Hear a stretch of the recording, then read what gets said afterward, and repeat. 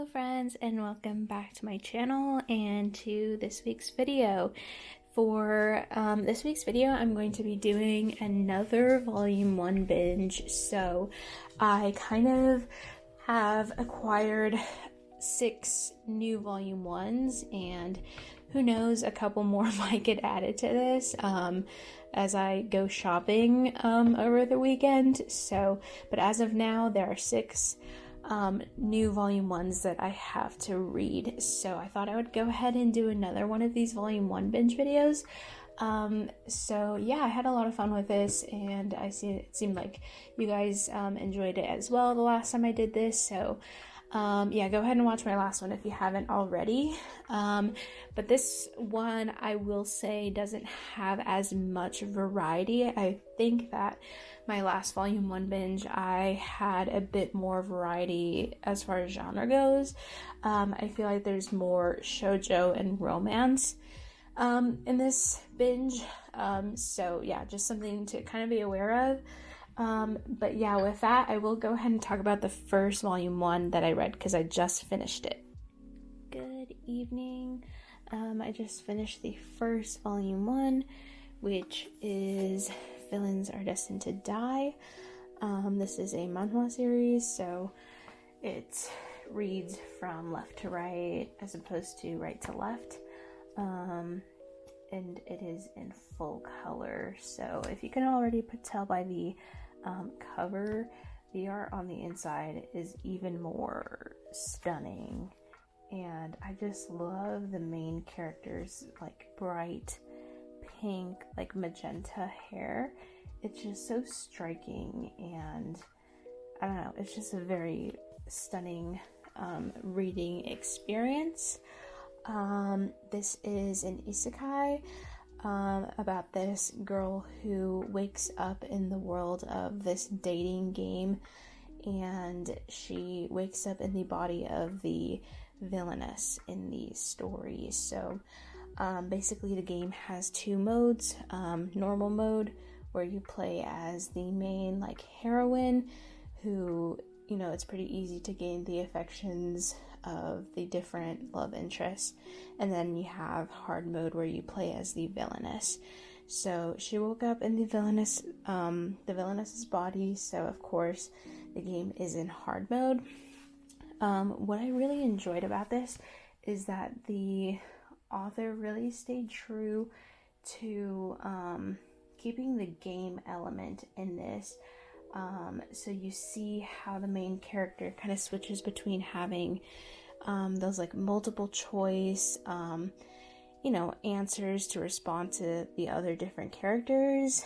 And you can see her trying to wrestle with accepting her new life and her new persona, I guess you could say. And yeah, it's just really interesting because the main character in real life kind of really relates to the villainess character, just other things that go on in their lives. So yeah, this one is really interesting. There are like 5 love interests. So my hope is that this doesn't turn into some kind of like a reverse harem, but I don't think it'll go that way, but it's definitely a possibility, so I'm gonna just kind of watch out for that. But yeah, overall, I really, really enjoyed this. So whenever I spot volume 2, when I go out manga shopping, I'll definitely pick it up. Such a great manhwa series. I honestly haven't run into any manhwa series that I haven't liked so far, so they're doing something right, I'll tell you that. But yeah, that is this first one, a great volume 1. I just finished another volume 1, and I had such a great time with it, and it was Marmalade Boy volume 1. This is the reprints from 7 Seas, and so I was so excited to see that they were republishing this, because I really wanted to read this story. It's pretty highly regarded, and a lot of people love it. But the singles were originally published in like the 90s, so they're just very hard to find, and then when you do find them, they're just going for outrageous prices, and I'm just not willing to pay. So yeah, so excited that Seven Seas, brought these out. So, yeah, as for the story, if you're not familiar with it, it is about these two, Miki and Yu, and their parents. So basically their parents are doing this whole like big swap, and where her mom is going to remarry with his dad, and her dad is going to remarry with his mom. So it's just a very messy situation. And honestly, initially when I first started this, I wasn't sure. I was like, I don't know. This is going to be a little bit too weird for me, which honestly, it still is very weird. But as the story progressed, it more so focused on these two and not their parents. So it got better in that sense. But that said, this is still potentially going to be a romance between step siblings. So if you're not comfortable with, that topic, then maybe this won't be for you. Also, I should mention, if you're not comfortable with, goodness, how do I say this without spoiling something? Hold on. If you're not comfortable with an age gap romance, then I would also kind of steer you away from this. It's not a super huge part of the story at this point, but it might become more of a thing in the future. I don't know. We'll have to see. Regardless, I really enjoyed it. They're, obviously the coupling with their parents is just a bit weird, and not to mention, they're all living in the same house. So, like, they broke the news to both of them, and they're like, oh, well, like, we're not actually gonna, like, split up, split the families up. We're just all gonna live in this big house. So, like I said, very messy situation, but it's very chaotic, and it's very dramatic, but I don't know. I really enjoyed it. The whole school life that they go through together, and like her friends, and just the other love interest, the love triangle that goes on in this. Very dramatic, but I really enjoyed it. So I cannot wait for the next volume to come out. And another thing, I really enjoyed the little colored pages in between the chapters here. Like, they're so stunning. You're going to be seeing this all over my Instagram. So, yeah. This one was great. So far, 2 for 2, so I am happy. So on to the next volume 1. Next up is Nana volume 1. I decided to go ahead and read this. I figured I should go ahead and start reading it and decide if I even like it. And I have mixed feelings. I am willing to continue, and I want to continue collecting this. But from my first impressions on it, it's not like love at first volume, I guess I'll say. The first half of this volume, you are introduced to Nana Komatsu, and you kind of hear a bit of her backstory of her in high school, and then the second half is on Nana Osaki, yes. I'll be honest, Nana Komatsu is very annoying, but I think that's kind of the point of her character. The similarity between them is that they both have very, like, scandalous love lives, I guess, if you could say. They both have problems with romance, and so, yeah, in this first half of it, I enjoyed the side characters more, honestly. But yeah, this one I didn't love it, but I didn't hate it, so I will continue collecting this, and I think I'm just gonna read it as I go and see how it goes before I just kind of make the investment of the entire series, because I know some of the volumes are still a bit hard to find, and I don't want to pay over over retail if I don't have to. So yeah, this one I'm just gonna play by ear. It was pretty okay. I'll give it a 3 out of 5 stars.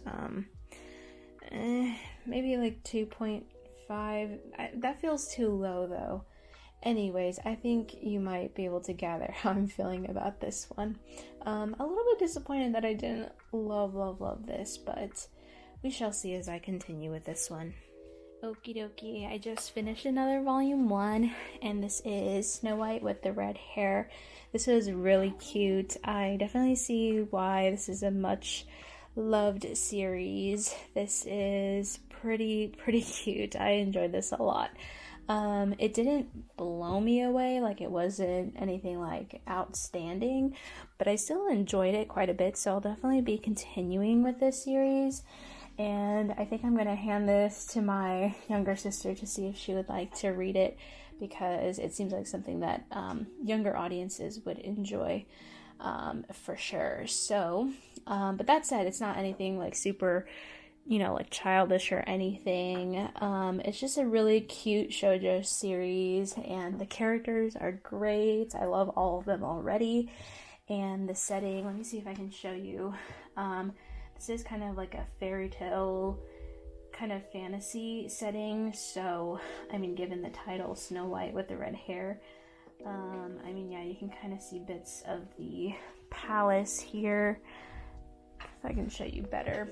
But yeah, this was really cute. And I mean, if you're not familiar, this is Shiryuki. She is an herbalist, and she runs away from her hometown because the crown prince of her kingdom wants to have her as his concubine, and she's just not down with that. So she's like, you know what, I'm gonna run away. And she ends up coming across this group of the second prince of the neighboring kingdom. So yeah, it's a really fun read, and I can't wait to continue with this one. And here I have the second to last volume 1 in this video. This is Snowdrop. This is actually a manhwa, so a Korean comic series, and so it reads left to right as opposed to right to left. So that always takes a little bit getting used to, but I'm used to it now. So it's not that much trouble for me to read this. I really enjoyed this one. It was really funny. So essentially this is a enemies to lovers romance. It's all of the characters are in high school, and they all kind of have their own like backstories, like sad backstories. So at times it got like kind of emotional, and the main male protagonist, he's pretty like angsty and just, pretty cold. He doesn't really like to get close to anybody. And the female protagonist, she's more kind of, I guess, reserved the same way he is, but she's more spunky and sassy. So there's a lot of banter between the two, which is really fun to read. But yeah, enemies to lovers, I'm guessing. Yeah, Romeo and Juliet style romance. So if you want to take a pause and read that if you're interested.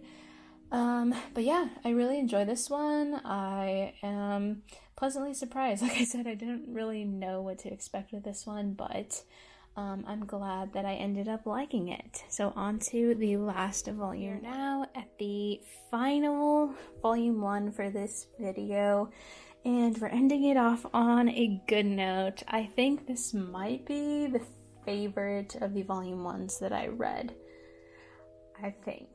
I'm pretty sure, yeah. And it is Blue Box volume 1. I knew that I was gonna like this one. I was so excited when I first heard about this, and I knew that I wanted to pick it up. But I was trying to like bring my hopes down because I had very high hopes for this. Like, it just sounded like something that I would absolutely love. And I definitely was not disappointed. I love this so much. I mean, down to the like art style. I love the art style. Yeah, so basically it's a sports shoujo romance, and I don't know, that just sounds like something that I'm guaranteed to like. I love sports anime series, and I love, obviously, I am a big shoujo romance reader. So yeah, it's about these two here. He is in his last year of middle school, and she's in her first year of high school. But they go to like this kind of co-op school together, and they're both athletes. So she is a pretty good basketball player, and he is on the badminton team, but he's kind of still starting out. He's not like this great outstanding player yet, whereas she's kind of an established member on a team that nearly went to nationals. So that's kind of their background. But yeah, it's really cute and it's really funny. He has a really big crush on her, so it's just that kind of like childish crush, like, oh my gosh, we have this in common and that in common, like that means we're meant to be. Like, it's just that kind of humor, and I don't know, I personally find that funny, kind of cringy, but I think we've all been there, so it's just funny, and you know, it's a really great time reading this one. Here's the back if you want to pause and read it. But yeah, I really enjoy all the characters in this. Even the couple of side characters are really funny, and just, they're great characters overall in this story. There is a love rival introduced in this volume, so I'm interested to see how that plays out. I think the author wrapped it in really nicely to where it doesn't feel like, oh my gosh, okay, here's just another typical like love triangle thing that's gonna happen. And usually like the love rival gets on my last nerves, but in this one, at least so far, I don't mind him. So we shall see how that plays out. But yes, I am gonna go ahead and read volume 2 after this, and yeah, I'll keep you guys posted on how I like this one and all of these series. So here's an overview of all of the volume 1s that I read. I'm really happy there weren't any duds, so yeah, super excited to continue with all of these series. Yeah, as you can see, there's quite a theme.